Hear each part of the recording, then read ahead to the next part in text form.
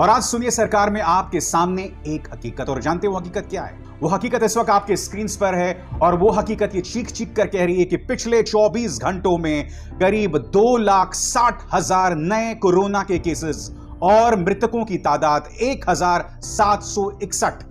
1,761 ये आंकड़ा रोज बढ़ते जा रहा है और जानकारों का मानना है कि अगले 3 महीने तक यह आंकड़ा इसी तरह से बढ़ता जाएगा। इसमें किसी कमी की कोई गुंजाइश नहीं है।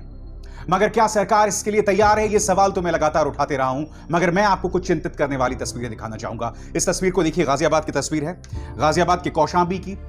चाहे आनंद विहार बस अड्डा हो या गाजियाबाद के तमाम अड्डे, आप देखिए नोएडा गाजियाबाद के तमाम श्रमिक अब अपने गांव जाने को मजबूर हैं।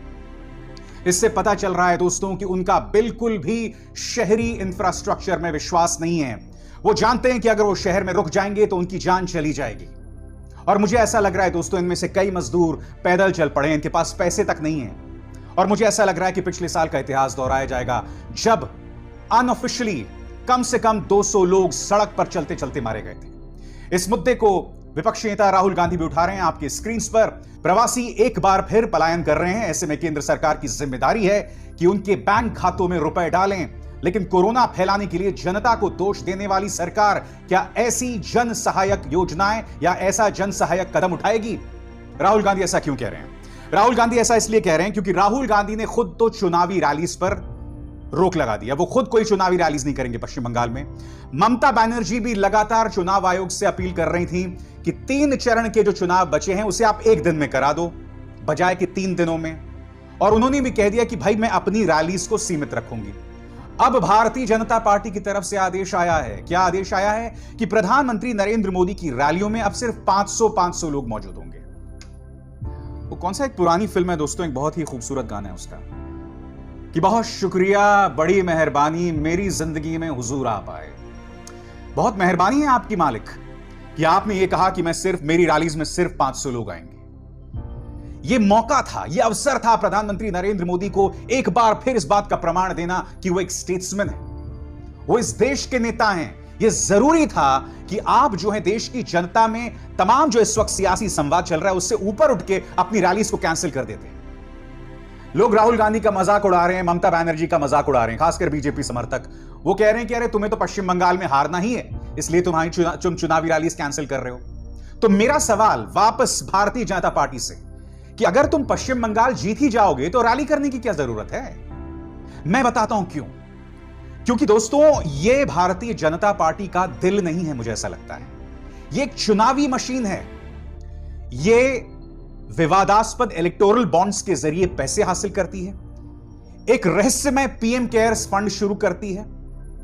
यही नहीं, पश्चिम बंगाल के अंदर व्यापारियों के लिए 1,000 रुपए के जो हैं कूपन्स जारी करती है, मगर वो कूपन्स गरीबों के पास में पाए जाते हैं, जिसका मतलब ये कि वो कूपन्स के बदले में उन्हें 1,000 रुपए दिया जा रहा होगा। तो भारतीय जनता पार्टी ये सब करती है, मगर दूसरी तरफ जब चुनावी रैलीज पर अंकुश डालना हो तो वो नहीं करती, क्योंकि उसे ऐसा लग रहा है कि हम जीतने वाले हैं, तो हम क्यों पीछे हटें।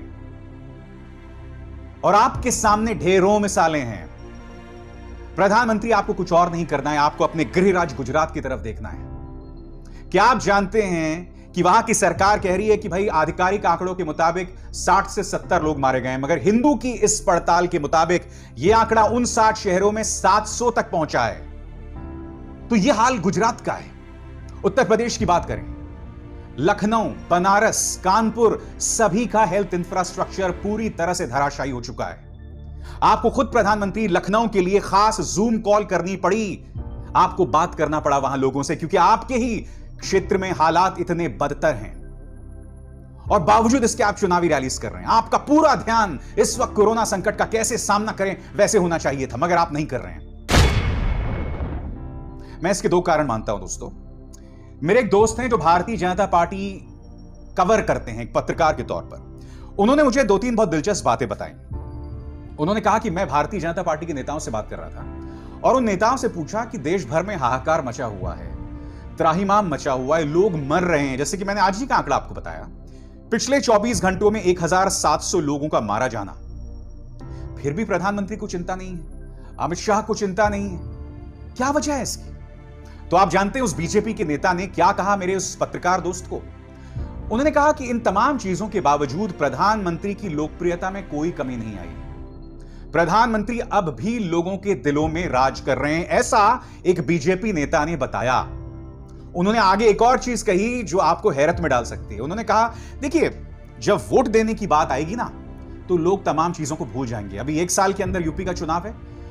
यूपी के चुनाव पहुंचते पहुंचते तक कोई भी इन घटनाओं को याद नहीं रखेगा। वो लोग वोट किस मुद्दे पे डालेंगे?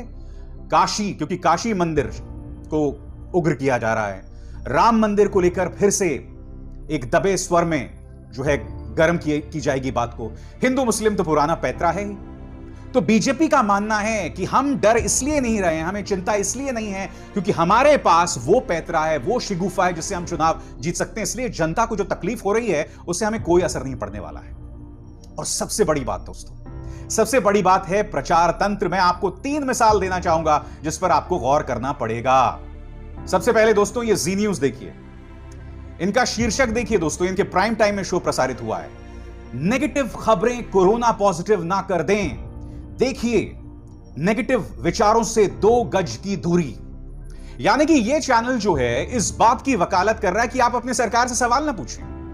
यानी कि जो लोग सरकार से सवाल पूछ रहे हैं उन्हें ये लोग नकारात्मक बता रहे हैं। ये इसका प्रचार प्रसार किया जा रहा है प्राइम टाइम में। आप अंदाजा लगाइए दोस्तों कि किस तरह से प्रचार तंत्र का खूबसूरत इस्तेमाल बीजेपी करती है। आगे देखिए। वैसे ये जो पत्रकार था तिहाड़ जेल में पत्रकारिता का नाम रोशन कर चुका है। ये दूसरा जेल में वक्त बिताने वाला पत्रकार है। देखिए, इनकी एक एक खबर को देखिए। मोदी विरोध में देश से जंग क्यों? पीएम के एक्शन से विपक्ष परेशान क्यों? कोरोना से लड़ाई में पीएम ने संभाला मोर्चा। खबर यह होना चाहिए था प्रधानमंत्री ने अब जाकर संभाला मोर्चा। और दोष किसको मढ़ा जा रहा है? विपक्ष को। मैं आपको 2-3 चीजें बताता हूं दोस्तों। सबसे पहली बात, जब राहुल गांधी कह रहे थे, सबसे पहले राहुल गांधी ने कहा था कि सिर्फ 45 साल से ऊपर के लोगों को वैक्सीन ना दी जाए। उन्होंने कहा कि वैक्सीन सबको दी जाए। उसके बाद पूर्व प्रधानमंत्री मनमोहन सिंह ने 5 सुझाव दिए थे मोदी सरकार को, जिसमें उन्होंने कहा था कि सबको वैक्सीन दी जाए। यानी कि पहले मशवरा किसी और की तरफ से नहीं बल्कि कांग्रेस के इन 2 नेताओं की तरफ से आया था। राहुल गांधी ने यह भी कहा था कि सिर्फ 2 वैक्सीन से काम नहीं चलेगा। बहुत जरूरी है कि आप लोग जो हैं, जितने भी वैक्सीन दुनिया में मिल रहे हैं, जिनकी विश्वसनीयता की परख हो चुकी है, जांच हो चुकी है, उन सबको आप भारत लाइए। जब राहुल गांधी ने यह बात कही थी तब इन नेताओं पर गौर कीजिए। रविशंकर प्रसाद, स्मृति ईरानी, इन्होंने क्या कहा था कि राहुल गांधी अब वैक्सीन कंपनियों की दलाली करने लग गए। तो मशवरा तो कांग्रेस दे रही थी ना। फिर ये जो आदमी है जो चीखता चिल्लाता है प्राइम टाइम में, जेल से यात्रा करके आया है, वो ये क्यों कह रहा है कि प्रधानमंत्री के एक्शन से विपक्ष परेशान क्यों? ऐसा क्यों कह रहा है बताइए? वो ऐसा इसलिए कह रहा है क्योंकि भारतीय जनता पार्टी को लगता है कि प्रचार तंत्र के जरिए जनता का ब्रेन वॉश किया जा सकता है। मैं इसके लिए बीजेपी को दोष नहीं देता हूं। ठीक है, बीजेपी अपनी ताकत का इस्तेमाल कर रहा है, अपने रसूख का इस्तेमाल कर रहा है, अपनी एजेंसीज का इस्तेमाल कर रहा है पत्रकारों पर, राजनेताओं पर दबाव डालने के लिए। मगर मेरा सवाल आपसे है, इस देश की जनता से, कहा भैया यहां कछू है कि नहीं है, या जला दिए उसको भी? सच तो यह है दोस्तों, यह करारा तमाचा इस तरह के न्यूज चैनल जो चला रहे हैं, जो चाहे इस रिपब्लिक ने चलाया या जी न्यूज ने चलाया, यह करारा तमाचा आपकी बुद्धिमत्ता पर है, आपकी इंटेलिजेंस पर है। आपको खुद के गिरेबान में झांकना पड़ेगा। और मैं एक और खबर आपको दिखाता हूं दोस्तों, वो अपने आप में कितनी शर्मनाक खबर है। आपकी स्क्रीन पर एक खबर, देवेंद्र फडणवीस के 23 साल के भतीजे ने कोरोना का टीका ले लिया। 23 साल का भतीजा।